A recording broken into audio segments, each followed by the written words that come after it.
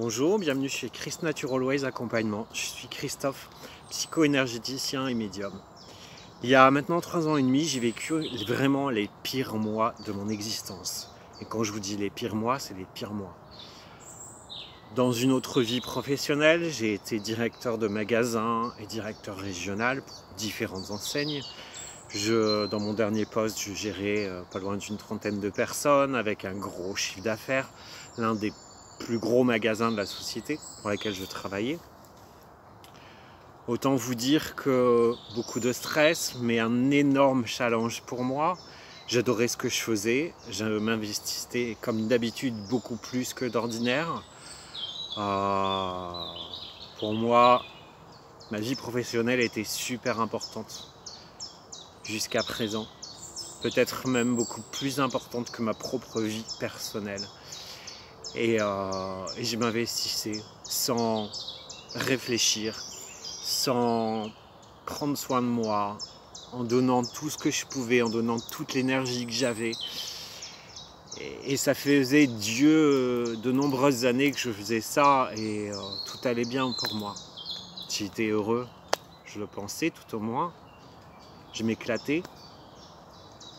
Et puis, un moment ou un autre, les choses vous rattrapent. Votre corps commence à vous dire « Oh, je suis là ». Donc j'ai commencé à être de plus en plus fatigué. Tellement fatigué qu'au mois d'août, je me tape une super grosse angine que je n'ai jamais d'angine de ma vie. Une semaine avant de partir en vacances, je pars en vacances. Pareil, en vacances, je ne coupe pas tout à fait les liens. J'appelle encore pour savoir si ça va, s'il y a besoin de quelque chose, etc. Et je reviens de vacances, j'ai pas rechargé mes batteries. Et je continue à bosser.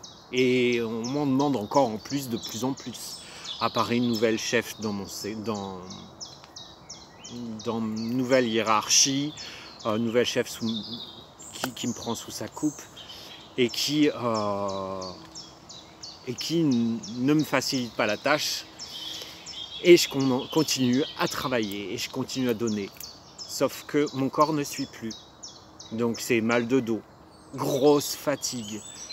Je me lève aussi fatigué que la veille. Donc je me bourre de cachets, je me bourre de substances pour tenir. Et pendant des mois comme ça, et je deviens irascible. Je ne supporte plus mon entourage. Je ne me supporte plus. Je me trouve de moins en moins efficient. Je renie mes compétences, je renie la société pour laquelle je travaille. Je ne trouve plus ma place, je ne sais plus où je suis et je ne sais plus surtout qui je suis. Et un jour, il y a eu un déclic. C'est que ma chef, qui ne pouvait pas me saquer, me dit d'emblée, un jour, me prend dans le bureau, je vais t'écraser, je vais te foutre plus bas que terre. Là, croyez-moi, c'est un peu le ciel qui vous tombe sur la tête. Je termine ma journée. Le lendemain, on recommence une. Je suis devant mon équipe le matin. Je dois faire mon brief du matin pour lancer la journée. Et là, je ne peux pas. Je ne peux pas. Il n'y a aucun mot qui sort. Je tombe. Je suis le néant total.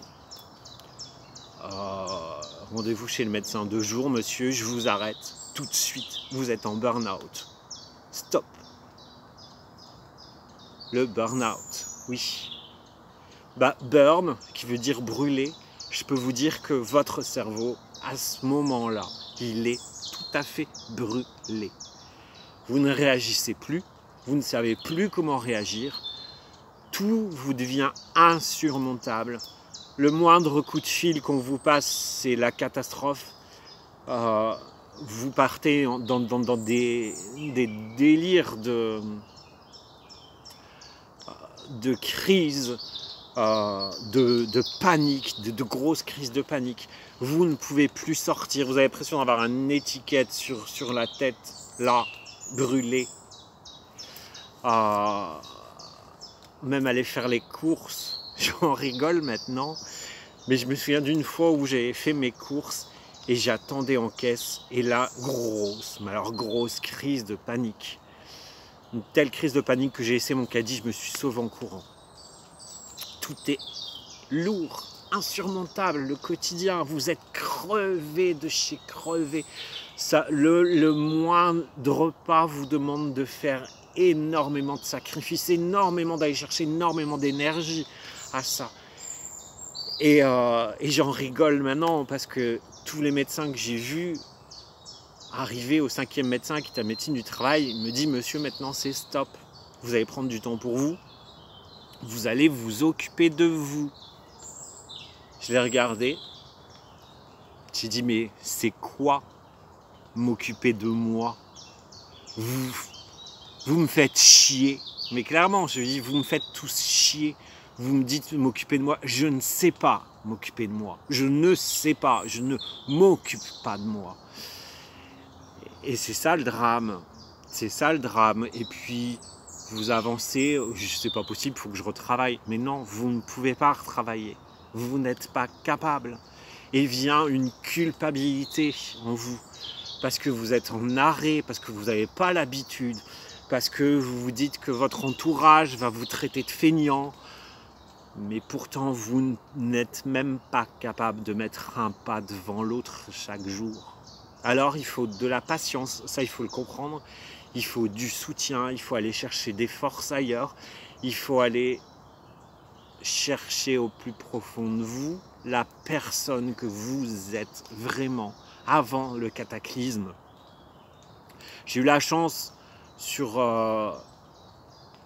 ce chemin de trouver des réponses, de faire des rencontres qui m'ont mis sur le chemin du Reiki, qui m'ont mis sur le chemin de la méditation, de tomber sur des bons psychologues, de me construire différemment. Ça n'a pas été gagné. Et pourtant, même au cours de ces années, au cours des mois qui ont suivi le burn-out, la seule chose qui arrivait encore à me tenir la tête hors de l'eau, c'était ma grand-mère, que je chérissais plus que tout, plus que moi-même. Ma grand-mère était malade, avait Alzheimer. Alors, c'était un petit jeu que je me disais entre elle et moi, c'est celui et celle qui va se retrouver avec une mémoire complète. Parce que quand vous avez un burn-out, vous oubliez tout, vous oubliez beaucoup de choses. Il y a des mots que vous oubliez, vous avez du mal à analyser. C'était la seule chose, moi, qui me tenait à tête hors de l'eau. Et malheureusement pour moi, ça a été un autre cataclysme, c'est qu'elle est morte le 31 décembre 2017 à mes pieds. Là, je peux vous dire que c'était pire que le sol aussi qui se dérobait sur moi. C'était, je vais m'accrocher à quoi maintenant? Je vais m'accrocher à quoi? Comment je vais vivre? Et là, une voix intérieure m'a dit: tu vas t'occuper de toi maintenant. C'est de toi que tu vas t'occuper, c'est de toi que tu as besoin. Et voilà, c'est parti. Et je me suis occupé de moi. Et comme je vous l'ai dit, j'ai fait des rencontres. J'ai avancé, je me suis formé. Je suis devenu psycho-énergéticien, j'étudie la psychologie, j'ai étudié l'énergétique, le reiki, le lao chi, le magnétisme, les fleurs de Bach, l'aromathérapie. Et j'en suis sorti. Je suis devenu le vrai Christophe devant vous. Maintenant, c'est à mon tour de mettre mon expérience à votre service, de mettre mon expertise à votre service. Donc si tu sens que tu as besoin d'un accompagnement, que tu veux sortir d'un cataclysme de ta vie, qui soit un burn-out, un deuil, une séparation, si tu as envie de retrouver les rênes de ta vie, n'hésite pas, je suis là pour te donner des clés, pour t'accompagner vers un meilleur futur. Tu peux me contacter sur ma page Chris Natural Ways Accompagnement ou au 06 78 50 48 79. Sache que les ressources, elles sont là, elles sont en toi. Elles demandent juste qu'à jaillir, qu'à sortir. N'aie pas peur. Vas-y. La vie est belle et vaut d'être vécue. Regarde, tu vois la nature. Il y a des tempêtes. Il y a des trombes d'eau. Et regarde là, je suis sous un arbre, il est vert. Quoi de mieux? C'est ça la vie. À bientôt.